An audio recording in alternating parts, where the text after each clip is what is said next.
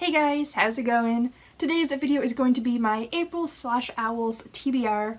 I participated in the Owls last year, but I only jumped in about halfway through, so even though I participated and I met my reading goals, I didn't feel like I was as involved with it, but this year I am so hyped, I am so ready, so let's just get straight into it.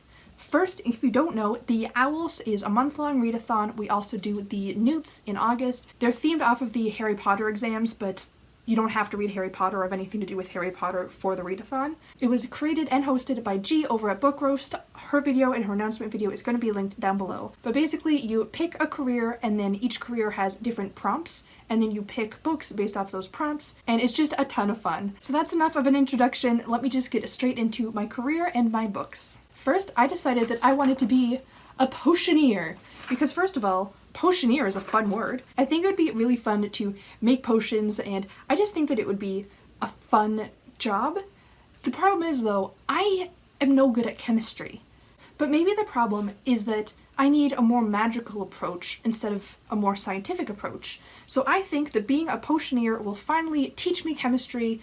Also, last year being a wand maker, one of my favorite things was making the wand each week and making better wands and improving. I just found that so fun. So maybe I'll do something similar with potion making. I have a couple ideas, but no spoilers yet, but stay tuned for that. So the 4 key traits for being a good potioneer is intuition, precision, creativity, and resourcefulness. And I think that I'm pretty good at that. And the 5 classes that I'm going to need to become an excellent potioneer are arithmancy, care of magical creatures, charms, herbology, and potions. So that's what I'm going to be doing. I have on the back of this printed off here, and I have my books picked out. So now let's get into the TBR portion.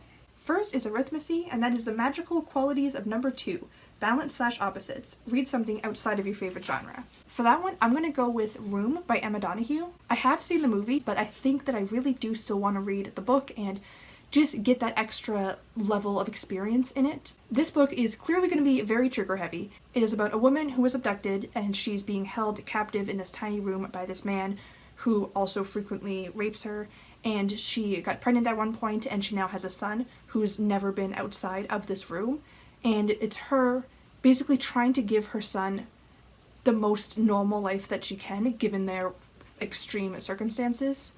And yeah, it's really fascinating. The movie was really emotional, and I think that the book is going to be even more so. This is a fictional story, but I believe the author said that she based it off of a couple real cases and then just took some creative liberties with them and whatnot. So it's going to be really interesting, and I can't wait to read it. But I usually read fantasy, and this is very much contemporary, so yeah, outside of my comfort zone. The next class is Care of Magical Creatures. For that, the prompt is Hippogriffs, creature with a beak on the cover. For this one, I am finally going to go with Six of Crows by Leigh Bardugo. There is a beak on the bird's face. I really want to read this. I got the box set, I feel like forever ago. I think it was last summer. And I think that I've overhyped this a little bit too much in my head because I've heard so many great things about it and so many people were talking about it, and I really, really want to give it a try. From what I know, it's about a group of essentially misfits who have to come together and steal something, and it's about a heist, and apparently it's like a found family kind of thing, and that just sounds super cool. I am a little bit nervous about this living up to the hype because, like I said, so many people have been ranting and raving about this book for so long that I'm trying not to go in with really high expectations, but my expectations are pretty high, so we'll see. But yes, this has a beak on the cover. Next is Charms, and that is Lumos Maxima, a white cover. Technically, I could go with Room, but one of the rules for the Owls is that you're not allowed to double up on challenges. She always says that obviously, she's not the police, read however you want to read, but to do it by the rules, no doubling up. So instead, for my white cover, I am going to go with The Poppy War by R.F. Kuang. I got this book about a year ago, and I intended to read it fairly shortly after getting it, but I heard that it was going to be a series, so I wanted to wait. And then I decided I don't want to wait anymore, and the second one is out. I don't know if there's any more. I haven't really looked into it. But anyways, if I absolutely love this book and want to get the sequel right after, I'll check if my local library has it or check online or whatever. But I don't want to wait to read this anymore. It's been a while since I looked into this book, but from what I remember, it's about a girl who ends up taking this test and she gets sent to this military school, and she's like poor and from a different town or something like that, so she's not expected to be important, like she's very lower class, and then she gets this great position and it kind of goes from there, and there's a lot of violence and whatnot, and it seems to be a very Eastern focused fantasy, which is something that I don't read a lot of because so much of our fantasy and so much of everything is very Western focused. So I think that that's going to be really interesting. I have been really digging like battle heavy books lately, and I'm assuming this is going to have a lot of battles. I mean, war is in the title and she's going to some sort of military battle school, so I'm just assuming here. Next is Herbology. Mimbletonia is a title that starts with the letter M. Keeping the tradition of Roald Dahl books alive, I am going with The Magic Finger by Roald Dahl. I decided I'm not going to count the I don't know if that's strictly in the rules, I can't remember if she mentioned it. I feel like she did, but I don't remember. But anyways, this letter is much bigger, so it is clearly more important. This book is also super tiny. I think it's not even 60 pages. So this will be really good for a readathon, especially because it's also Camp NaNoWriMo, and it's also Animal Crossing month. So yeah, I thought that having a quick, easy book would be an excellent choice, and honestly, I didn't have very many M's on my bookshelf. It was either this or Moby Dick, and I decided this one. I do want to read Moby Dick eventually, but not for a huge readathon.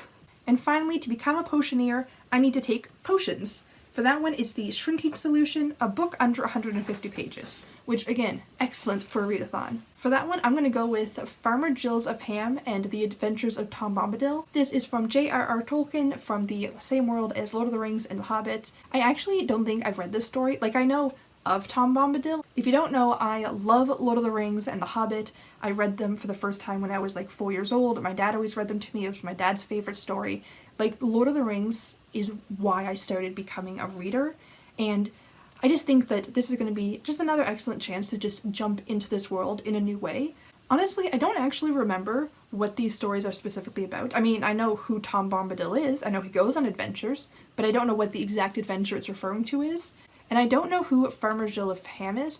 Also, I don't know how that's pronounced, because I know the name Gilles, but it has an extra L in it.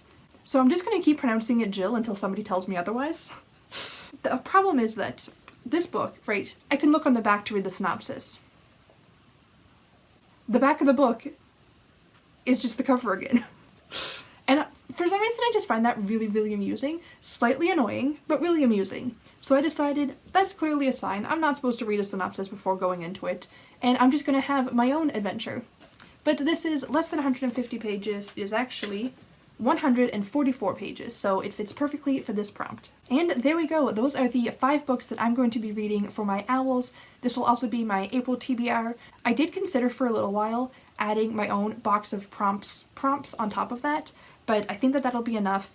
And I was gonna do one of the like extra courses, like there's kind of these like extra credit, extra courses you can take, and I was going to do that, but I decided I need to just chill a little bit this month. I have 3 big books and 2 small books, so it's not going to be that heavy of a reading month, but it's going to be a lot of other stuff going on. So I decided to be reasonable about it. Maybe I'll be unreasonable in August for the newts. We'll see. But all in all, I am very excited for this readathon. If anyone else is participating, definitely let me know, and if you have a TBR video that I haven't seen yet, give me the link because I love watching them. I love getting excited for the owls. I decided that my video plan for April is going to be reading vlogs and NaNoWriMo vlogs. So probably something like owls reading vlogs every Sunday and NaNoWriMo writing vlogs every Wednesday, or the other way around. But that's what I'm planning. I think it's just going to be a very vlog heavy month, and I think that's going to be fun. So if you're interested in that, stay tuned, and if you're not interested in that, I'll see you at the end of the month. So that is all for today's video. If you guys enjoyed it, please click the like button to let me know, and subscribe to stay up to date with my reading and my writing, and after the next month, whatever else I do. Like I said, I post videos every Wednesday and Sunday. So I hope to see you guys next time, and until then, have a great day. Bye!